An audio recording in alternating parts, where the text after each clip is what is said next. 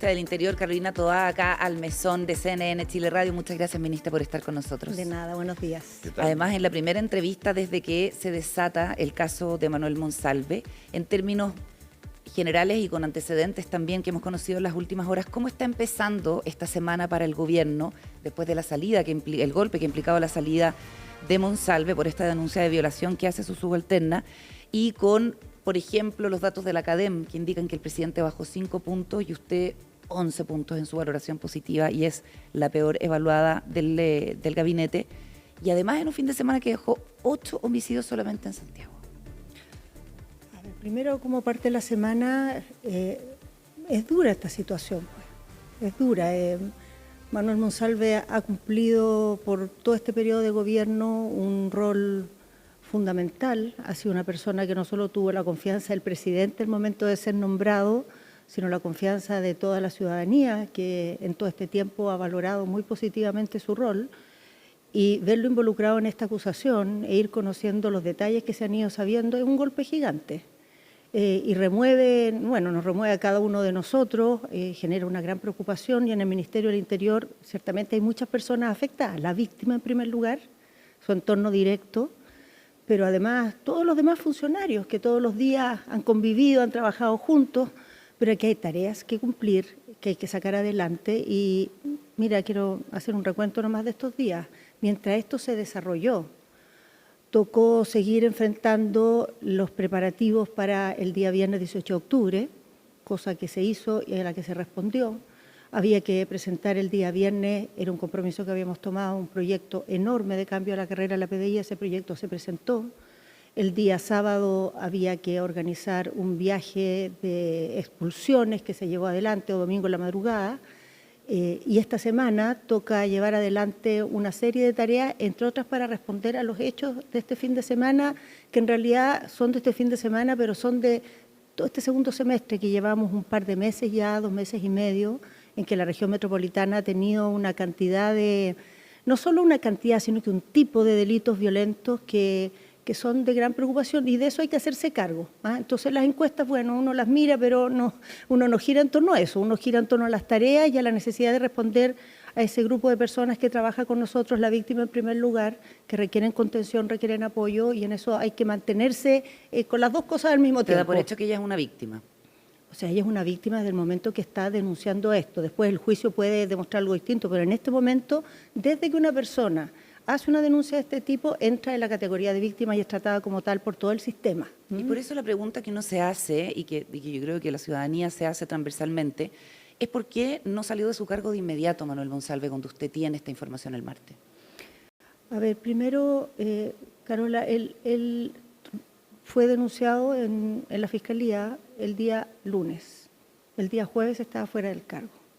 Antes de esto no había ni un rumor, ninguna de estas típicas cosas que hay en estos casos, ¿no? Que son un increchendo de antecedentes, que finalmente aquí nada de eso pasó. ¿Usted no tuvo conocimiento de nada de esto? Primero, porque la denunciante dice que lo comentó al día siguiente de ocurridos los hechos con compañeros de trabajo, y según algunas fuentes esto sonaba en el Ministerio del Interior. No, eso lo quiero decir categóricamente no. Nadie en mi gabinete tenía idea de esto, ni de un rumor, ni de esas cosas que a veces uno escucha a lo lejos, nada, cero. Primera noticia, el director Serna, que llega en la tarde del martes a informarme que hay una denuncia y que además hay una investigación por la activación del sistema de inteligencia por parte del subsecretario. Esas dos informaciones inmediatamente se le traspasan al presidente, que tiene una primera conversación con el subsecretario. El día jueves, en la segunda conversación, y ahí sale el subsecretario. O sea, la verdad es que aquí todas estas dinámicas que normalmente se discuten en estos casos, no hay imputación todavía, no hay formalización, hay simplemente el conocimiento de una denuncia y la respuesta. Claro, uno ahora con la foto del día después, uno dice, claro, podríamos en el mismo momento haber decidido esto, pero la verdad es que no es tan obvio cuando tú de la nada, un momento a otro, subsecretario Monsalve, con todo el rol que tiene, con todo el peso, sabes que hay una denuncia, bueno, hay que recabar antecedentes, hay que echar a andar un sumario, hay que buscar un reemplazo. Quiero hacer énfasis en esto. La Subsecretaría del Interior no es un cargo cualquiera, que se puede dejar un subrogante o que se puede nombrar una persona, ahí vamos viendo. Es un cargo que tiene una posición, o sea, pensemos, es tan relevante que antes de que asuma un gobierno, asume el subsecretario del Interior. Así es relevante. Cuando asumen los ministros, el que les toma el juramento es el subsecretario del Interior. Entonces, este proceso incluía también definir el reemplazo del subsecretario del Interior. Perfecto, entendiendo eso, la comunicación que le entrega, la información que le entrega Eduardo Serna a usted de la PDI, que le dice que desde el Ministerio del Interior se había requerido un informe de inteligencia a la Policía Civil para acceder a las cámaras del hotel por parte del subsecretario del Interior, que es algo que ayer corrobora Luis Cordero, ¿no era suficientemente grave como para, manteniendo la eventual presunción de inocencia del subsecretario, haber actuado de inmediato? Es que eso es parte de la investigación, Carolina, porque la solicitud que hizo el subsecretario la hizo, bueno, los subsecretarios del Interior pueden pedir informes de inteligencia, y la hizo amparada en una justificación que él presentó. Él entregó una causal por la cual se suponía que se requería este informe. ¿Y cuál era la causal? Es que a mí no me corresponde decir eso, porque esa es la que él entregó y le entregó a la gente de inteligencia de la PDI, pero eso es lo que la investigación tiene que establecer, si ese fue un uso abusivo de la facultad que el subsecretario del Interior tiene para solicitar informes de inteligencia. Ministra, quizás no mucha gente puede comprender cuáles son llamémoslo así, las réplicas de un terremoto así en el gobierno. A ver, porque uno ve los medios de comunicación, ve lo último que está saliendo, ve las decisiones que se toman en términos formales, como la salida del gabinete, pero al interior del gobierno hay un crisol de varios partidos que forman parte del gobierno y hay, me imagino, una conversación respecto de qué significa esto para el futuro de su carrera. ¿Qué tanto una situación de este tipo pone de alguna manera en una situación de jaque al gobierno completo? No solamente a quien ya salió. Es una crisis compleja, Fernando, y lo importante es cómo uno responde a ella, ¿no? El gobierno los actos en que haya incurrido el ex subsecretario tienen que establecerlos una investigación, pero un gobierno ante un antecedente como este, de que una autoridad de esa relevancia tiene una acusación de este tipo, tiene que responder con los hechos, ¿no? ¿Qué medidas toma? ¿Cómo saca adelante la continuidad del Estado? ¿Cómo enfrenta la causa misma? ¿Cuánto colabora en el esclarecimiento de la verdad? Y eso es el juicio que va a tener que hacer la ciudadanía. Por cierto, nadie quiere enfrentar una cosa así. Nadie espera enfrentar una cosa así. Cuando sucede, ciertamente remueve. Pero lo que toca es enfrentarla, ¿no? Y eso es lo que se está haciendo. Y se está haciendo con todas las herramientas que corresponden, tanto respecto de la acusación misma, tratando de entregar todos los elementos para que se avance la investigación, como en la protección de la víctima, como en lo que se refiere a seguir haciendo funcionar las tareas propias del Ministerio y propiamente de la Subsecretaría del Interior. Estamos conversando con la ministra del Interior, Carolina Tovar, respecto de las cámaras y solicitud de un informe de inteligencia que hace Manuel Monsalve a la PDI. Esa información se la entrega a usted, el director de la PDI, y usted se la transmite al presidente así tal cual, dijo Luis Cordero ayer, ¿cierto? Pero en el extenso punto de prensa que da el viernes el presidente, más bien habla de que Manuel Monsalve le comentó esto de las cámaras y hace la analogía con lo de pedirle las imágenes al conserje del edificio donde uno vive. Entonces, uno se pregunta si el presidente tenía la información de que Monsalve había requerido un informe de inteligencia de la PDI para una situación personal, que fue lo que le explicó al presidente. El presidente ahí le baja el perfil, no estaba adecuadamente informado. ¿Podemos despejar eso? Porque aparece como una contradicción. O sea, ni lo uno ni lo otro. Las informaciones de inteligencia tienen unas cadenas súper rigurosas, digamos, no pueden circular de cualquier forma. Y esto sucedió exactamente como tenía que suceder. El director de la PDI me lo informa a mí, yo se lo informo al presidente 3 minutos después de que el director de la PDI abandona la sala. Lo que pasa es que después nuevamente, cuando él se junta esa noche con el subsecretario, vuelven a conversar sobre esto, el subsecretario se lo vuelve a mencionar, pero él a esa altura ya lo sabía. ¿Y el subsecretario le dijo que había solicitado un informe de inteligencia a la PDI? No sé ese detalle. No sé, entiendo que conversaron de las cámaras, no sé si le habló del informe de inteligencia, pero el presidente ya lo sabía, porque se lo informé yo en primer lugar, inmediatamente. Y eso tenía una propia, es parte de la investigación, dentro del contexto de la investigación apareció esta información y se incorpora, no hay una denuncia separada. sino que es parte de la misma causa. Hay a veces, ministra, remesones de este tipo generan situaciones particulares. Por ejemplo, cuando el gobierno actual, en toda su campaña anterior para llegar al gobierno, se declaró feminista.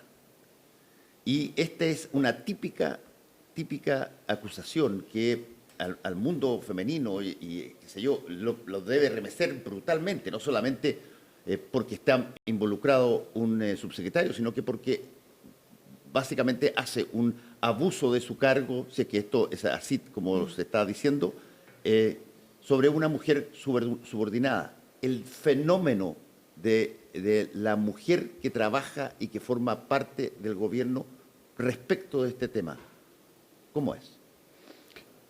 ¿A la víctima se refiere?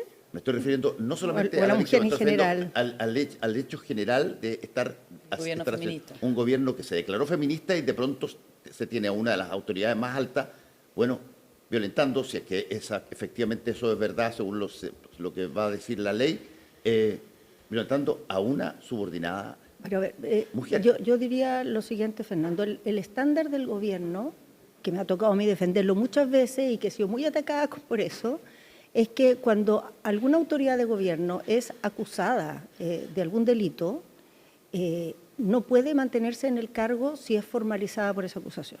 Ese es el estándar general. Varias veces se ha dicho que esto no es correcto porque hay la presunción de inocencia y que no se debería apartar del cargo a alguien que es formalizado. En el caso de las acusaciones por cualquier tipo de delito sexual, ese estándar es distinto. Y por el hecho de que hay una acusación, se aparta a la persona del cargo. También esto ha meritado muchas críticas. Quiero recordar el caso del subsecretario Larraín, que cuando se le sacó del cargo porque tenía acusaciones por acoso sexual, increparon a la ministra, pero de la peor manera, le dijeron que no se iban a tratar los proyectos de trabajo hasta que no se aclarara esto, porque lo habían sacado antes de que la investigación avanzara, sin respetar el principio de inocencia, de presunción de inocencia. En el caso del subsecretario Monsalve fue lo mismo. Hay una acusación y se le aparta del cargo. Y entre que se sabe de esta acusación el día martes en la tarde y que se le aparta del cargo, que es en la mañana, mediodía del día jueves, pasan las horas que pasan, antes de que haya ningún avance en esa investigación. Él ni siquiera está todavía en condición de imputado y se le aparta del cargo. Entonces el estándar es el mismo, porque en este tipo de casos, por las características que tienen, por lo compleja que es la denuncia, o sea, sabemos que denunciar un caso de cualquier tipo de delito sexual cuesta mucho más que otro delito. Normalmente cuando las víctimas denuncian es porque ya han hecho todo un proceso, no es llegar y denunciar. Y por eso el estándar es distinto. Y en este caso se cumplió con ese estándar. Yo entiendo que para muchas personas lo lógico era, ¿por qué no fue esa misma noche? Bueno, por las razones que estoy diciendo. Porque había que saber qué estaba pasando con esa investigación. De hecho, en esas primeras horas vimos que la Fiscalía estaba haciendo una serie de diligencias. Que esto no solo había una denuncia, sino que la Fiscalía estaba muy encima, tomando una serie de definiciones muy rápido respecto a la acusación, lo cual le daba una cierta como intensidad a la investigación. Pero, ministra, lo que pasa es que no fue apartado inmediatamente del cargo el subsecretario Monsalve y los antecedentes que había el martes eran los mismos que había el jueves. Una denuncia por delito sexual de una subalterna, la intervención eventual ante la PDI para saber el contenido de las cámaras en una cuestión absolutamente personal del subsecretario, y el subsecretario siguió actuando a nombre del Estado. Fue el jueves en la mañana a la Comisión de Presupuesto, sabemos cuál es la explicación del gobierno, que eventualmente se podía trabar esto si es que no estaba la presencia del subsecretario, pero la oposición dice, estaba la ministra Toá, si no hubiera estado el subsecretario Monsalve, obviamente hubiéramos avanzado. Y además actuó en funciones cuando va en el avión institucional de Carabineros a la región del Biobío. Eso lo dijo el subsecretario Luis Cordero ayer, que el avión institucional lo utilizó porque estaba en funciones, cuando sabemos que fue a una cuestión estrictamente personal. ¿Usted tomó la decisión del avión institucional y el viaje? No, a lo más mínimo. No, eso tiene un procedimiento. ¿Cómo fue ese procedimiento? Bueno, el subsecretario solicita el avión para retornar. Es un procedimiento habitual y él todavía era subsecretario. Y fue al Congreso porque todavía era subsecretario, estaba citado al Congreso. Esa es la razón, y no es una citación cualquiera. Uno muchas veces es citado al Congreso y se excusa, pero esto es distinto. Pero entonces no fue apartado inmediatamente. No, fue apartado 30 y tantas horas después de que se conoció esto. Muy rápido, para lo que son este tipo de cosas. Ahora, ciertamente, si usted me dice ahora, esto pudo haber pasado menos horas antes, ciertamente nos evitaríamos toda esta discusión. Pero la razón por la que fue así es la que señalo. O sea, ¿usted sabía que Monsalve iba a viajar en el avión institucional a Biobío? No, lo supe. ¿Y como jefa de Interior no debía saberlo? No. O sea, el subsecretario viaja toda la semana y yo no ando preguntando cómo viajó. No. Pero cuando estaba sobre la mesa esta denuncia tan grave, ¿no era importante los pasos? No, de cómo iba a viajar, no estuvo arriba de la mesa cómo iba a viajar el subsecretario, no fue tema. Yo quería preguntarle, ministra, ¿cuándo habla usted con Monsalve? ¿En qué momento de toda esta cronología y qué le dice él a usted? No, recién el día jueves hablé con él, mientras esperábamos entrar al Congreso. Se suponía, después de que él habló con el presidente, que yo iba a poder hablar con él, pero eso no pasó. Él se dedicó a los temas propios de tomar contacto con sus abogados, esa conversación no se produjo. ¿No le pareció importante y urgente tenerla? Sí me pareció, pero no se produjo. ¿Él no esquivó esa conversación? Bueno, no quiero decir eso, pero él tenía que llamar, no llamó, después no pudo hablar, después viajó, después se quedó sin celular. No se produjo la conversación y se produjo recién el jueves en la mañana. ¿Y qué le esperando dijo? Es que no puedo entrar en eso, no puedo dar las versiones del ex subsecretario. No me corresponde, hay una investigación y él tendrá que dar sus explicaciones, no las voy a dar yo por él, porque además que creo que esas explicaciones están hoy día en tela de juicio. Se están investigando y por lo tanto no corresponde yo ser transmisora de lo que él me dijo, pero me contó su versión de los hechos y también su versión de por qué solicitó este informe de inteligencia. Y con todo lo que tenemos a la vista, ministra, ¿usted qué sentimiento tiene por el ex subsecretario Monsalve? Siento mucha rabia, Carolina, estoy muy preocupada por esto, por el impacto que pueda tener. Y siento mucha preocupación por las personas que están afectadas en esto. O sea, en esa subsecretaría la gente está pasando lo pésimo, la víctima y su entorno lo está pasando pésimo, la familia del subsecretario lo está pasando pésimo, ellos no tienen culpa alguna en esto, están viviendo también un infierno. Entonces es una situación triste y complicada y en medio de eso hay que hacer la pega. Y hay una serie de situaciones que atender. Este fin de semana hubo hechos muy violentos. Hay estrategias que reforzar, hay medidas que estamos conversando con el nuevo subsecretario, que está ya muy acabado. ¿De Manuel Monsalve, ministra? O sea, hay una investigación, Carolina, entonces yo no puedo anticipar juicios, pero si todo lo que esta causa se ha ido conociendo resultaran verdad todos los hechos que se han dicho, ciertamente sería un shock tremendo. Se ha conversado preliminarmente, digo, una cosa que planteé en la cuestión de opinión. ¿Se ha conversado de alguna manera de cuál puede ser el impacto de esto en las elecciones? No, es que es muy difícil hacer eso, puro especulativo, Fernando. Sí, no, pero puede tenerlo, puede no tenerlo. Estas elecciones son elecciones de autoridades locales principalmente, que la gente las conoce muy de cerca. Entonces, cuánto esto influye en esa decisión no lo podemos saber, pero nosotros tenemos que abocarnos a responder en la interrogante que las personas tienen, la inquietud que tienen cuando ven una autoridad de la seguridad comprometida con un delito. Esa es nuestra pega, en lugar de estar calculando a ver cuánto va a impactar, no va a impactar, aboquémonos a que las personas sientan que el Estado tiene continuidad, a que no se dejaron de lado las tareas, a que hay una capacidad de responder a esto, a que esto se va a investigar sin ningún tipo de privilegio. Eso es lo que nos corresponde. Eso es lo que también transversalmente ha surgido, ¿cierto? Se percibió que Manuel Monsalve accedió a privilegios pese a la gravedad de la denuncia, que tiene la posibilidad de hacer un punto de prensa para despedirse, que tiene la posibilidad de viajar en un avión institucional cuando ya estaba sobre la mesa la gravedad y la entidad de la denuncia. ¿Qué le parece esta percepción de que se fue demasiado considerado con Manuel Monsalve? Primero hay un sumario sobre esos aspectos, Carolina, para ver si la manera en que se desplazó el subsecretario estuvo, digamos, apegada a la normativa, mientras él era todavía subsecretario, pero sin embargo este no era un viaje cualquiera, era un viaje personal. Entonces eso lo tiene que establecer el sumario. Respecto al punto de prensa, cuando se tomó la definición de su salida, en esa reunión final estuvimos en conjunto el presidente y yo, y se le dijo que tenía que renunciar y él ahí mismo dijo que por supuesto renunciaba. Se le dijo, antes de salir del palacio tienes que dejar dicho que has renunciado. O sea, fue así, no fue un privilegio que él tuvo. Se le dijo, tú sales de aquí, dices que renunciaste y te vas. O sea, sales del palacio habiendo ya informado la renuncia. ¿Y no era mejor, visto en retrospectiva y considerando que el presidente Boric dijo el viernes que las cosas pudieron hacerse mejor, que fuera el gobierno el que lo comunicara con un escueto comunicado? Podría haber sido, pero probablemente en ese caso iba a haber un punto de prensa fuera de la moneda, un suspenso que no hubiera ayudado. Claro, ahora todo el mundo hace ese tipo de cálculo. En ese momento se consideró lo mejor que inmediatamente él dijera estoy renunciando y saliera al Palacio ya renunciado. Ahora, el presidente Boric, cuando recibe al subsecretario Monsalve, y según él mismo cuenta en este punto de prensa, hablan sobre el tema de las cámaras, ¿cierto?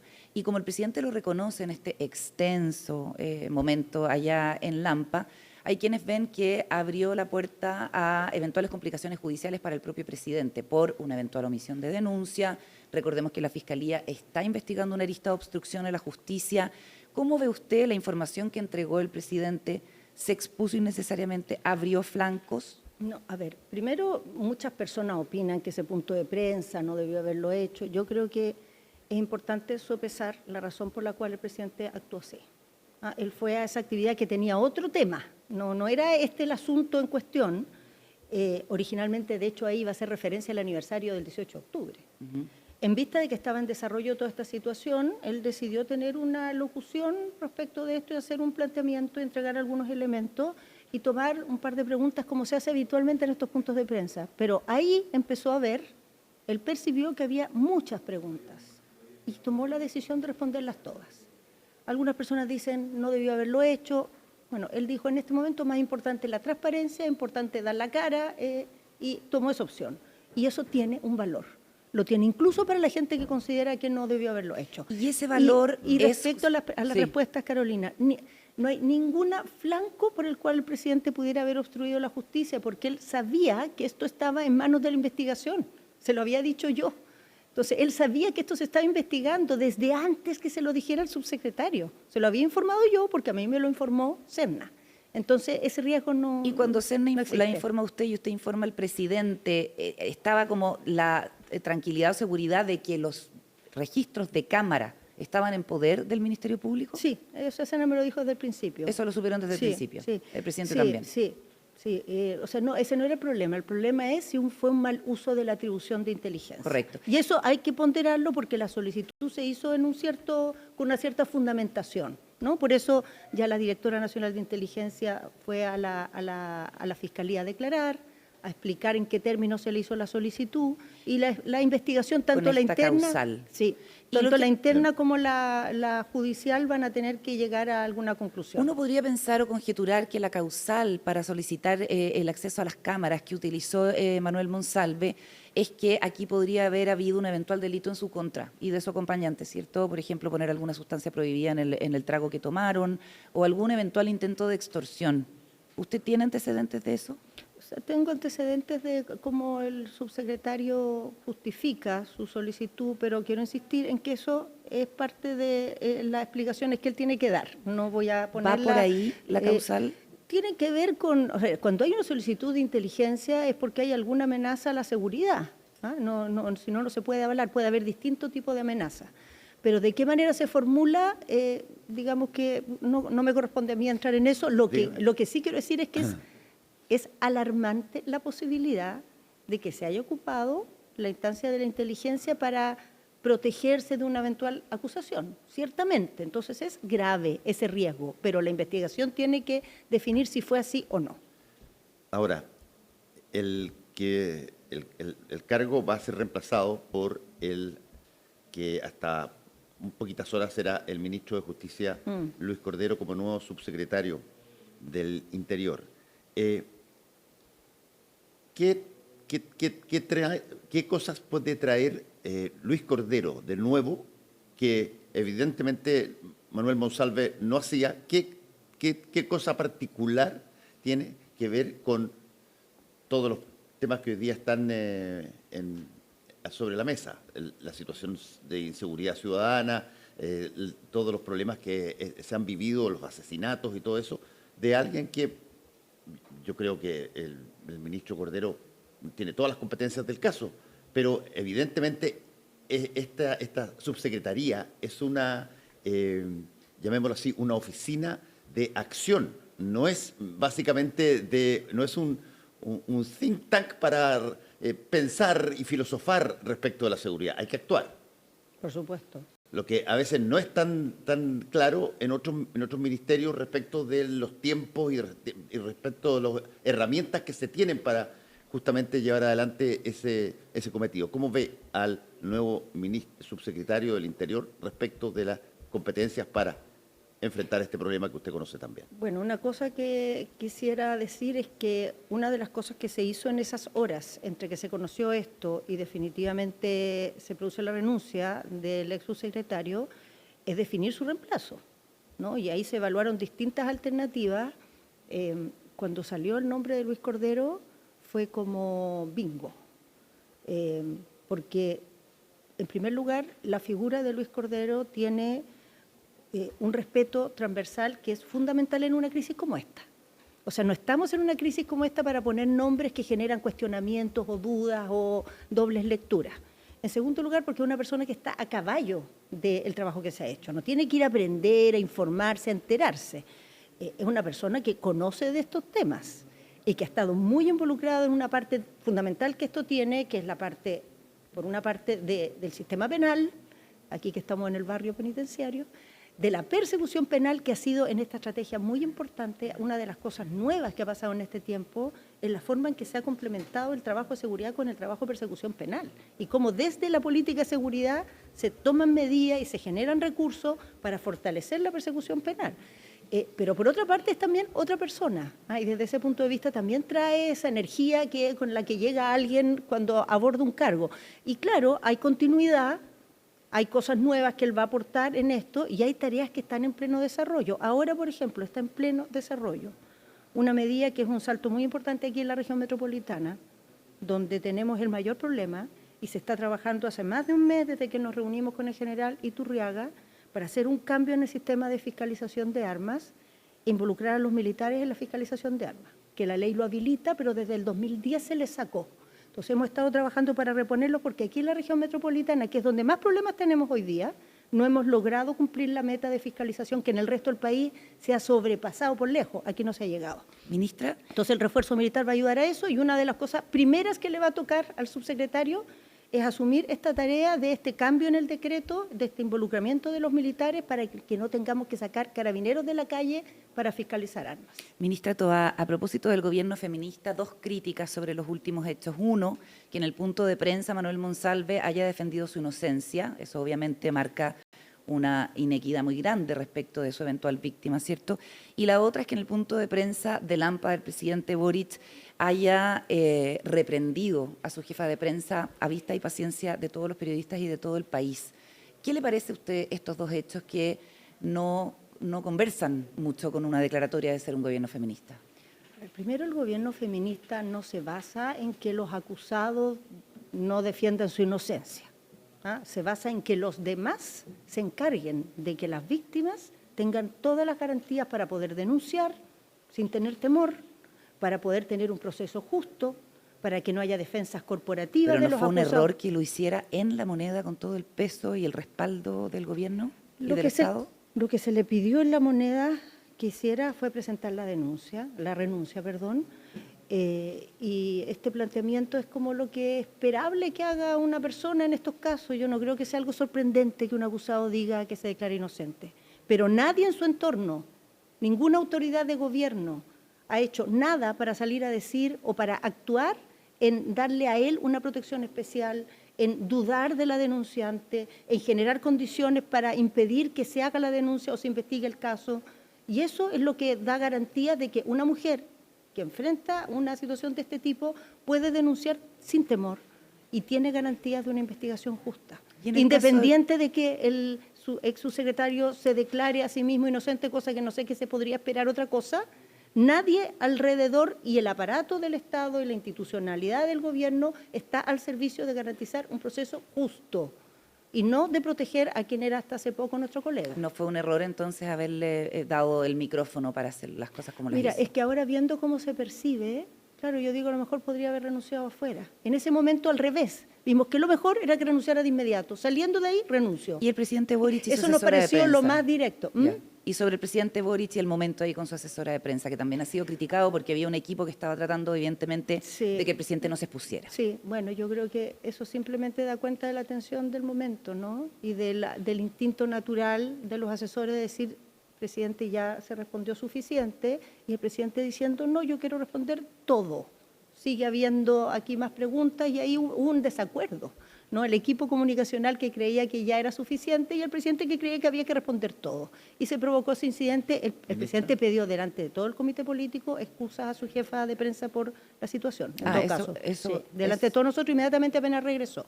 Es parte de la tensión del momento que yo quiero insistir, es mucha. ¿Y qué dijo el presidente? ¿Pidió excusas por la tensión que se provocó ahí, además, de manera pública, por supuesto. ¿De manera pública en el comité político respecto de eso? No, la tensión que se provocó con su jefa de prensa de manera pública. Correcto.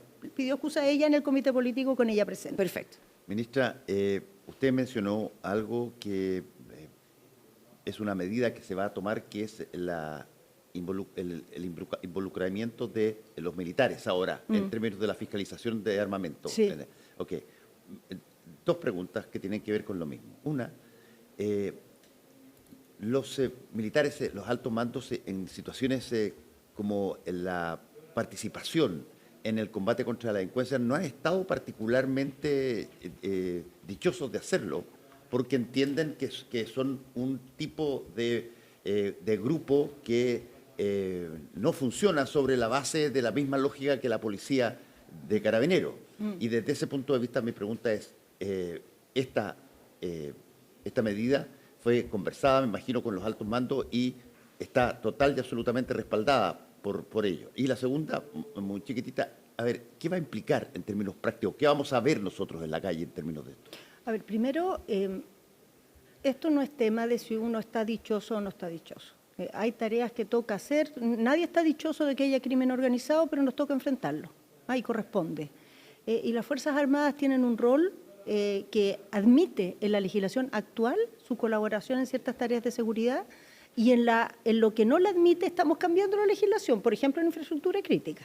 Entonces ahí hay un mandato del Parlamento que le va a dar un rol a las Fuerzas Armadas, y a las Fuerzas Armadas les corresponde cumplir la ley. Entonces esto no tiene que ver con el estado de ánimo o lo que a uno le gusta, sino las tareas que corresponden de acuerdo al sistema de nuestro país que asuma la institucionalidad, en este caso las Fuerzas Armadas. Y en el caso de la fiscalización de armas, la ley siempre ha habilitado que las Fuerzas Armadas participen en la fiscalización, tanto las Fuerzas Armadas como Carabineros.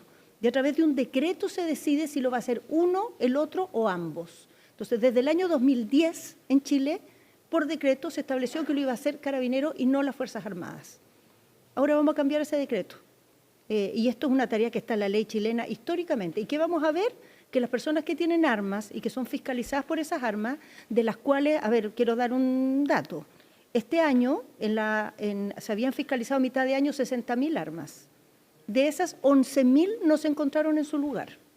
11.000. De las 60.000, 11.000 estaban o perdidas o la persona decía que no tenía recuerdo o lo que sea. Entonces, la fiscalización de armas nos ha mostrado en el norte y en el sur, donde hemos llegado, la meta era 10% en cada región, en alguna región han llegado al 40%. O sea, hemos fiscalizado mucho.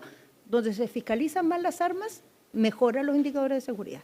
El RM no se logra por las dimensiones que esto tiene y por la cantidad de personal que absorbe. Entonces, militares van a llegar a los lugares donde hay armas, no a todos, vamos a elegir el perfil de lugares, en primerísimo lugar, los campos de tiro y los campos de entrenamiento, y los clubes de tiro, esos van a ser los primeros, pero también los usuarios que tienen varias armas, va a llegar un militar a fiscalizar si están las armas en su lugar, si están con todos los requerimientos que la ley establece. Ministra, nos queda 1 minuto y medio de entrevista. El presidente de la UDI, Guillermo Ramírez, dijo ayer en Canal 13, volviendo al caso Monsalve, que no le parece descabellado que se quisiera mantener oculto este hecho hasta después de las elecciones. ¿Qué responde usted a eso? Bueno, que la desconfianza es lo que prima en Chile, pero si fuera así, el presidente no lo hubiera dicho al subsecretario, apenas se juntó con él, vaya de inmediato a avisar a su familia lo que se viene.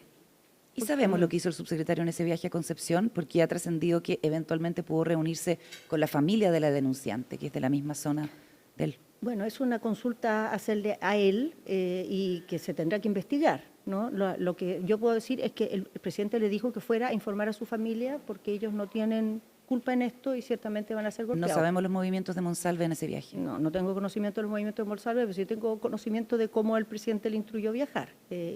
Efectivamente, la razón fue avisar a su familia, ninguna otra. Entonces, esa hipótesis del diputado Ramírez, la verdad tiene bien poco asidero, o sea, sería bastante fuera de la realidad suponer que esto iba a permanecer tantos días sin que se conociera.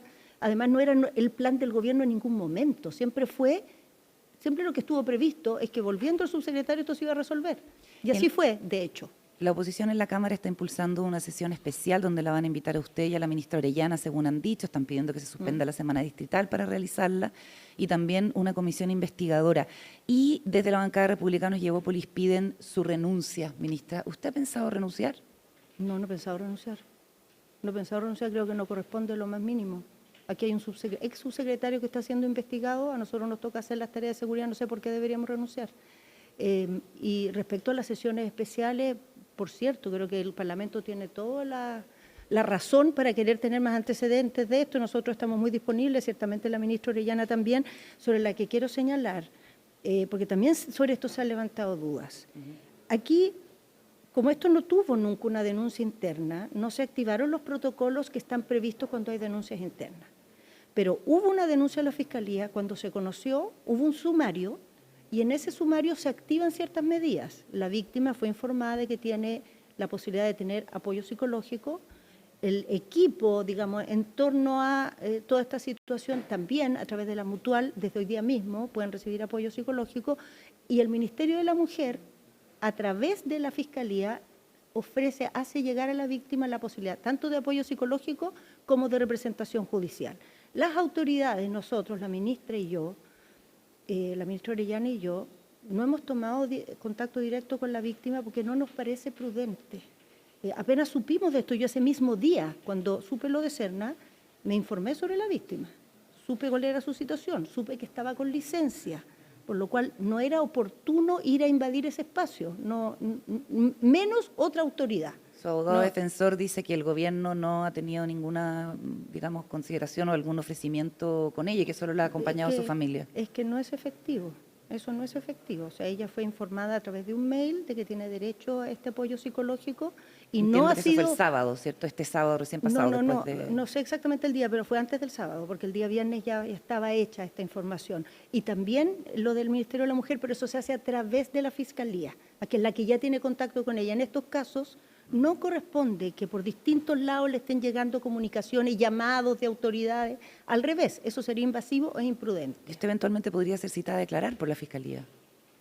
Por supuesto, como testigo, sin ningún problema. Si eso sirve a la investigación, lo haremos. Muchas gracias, ministra. Ministra, por haber Gracias estado. por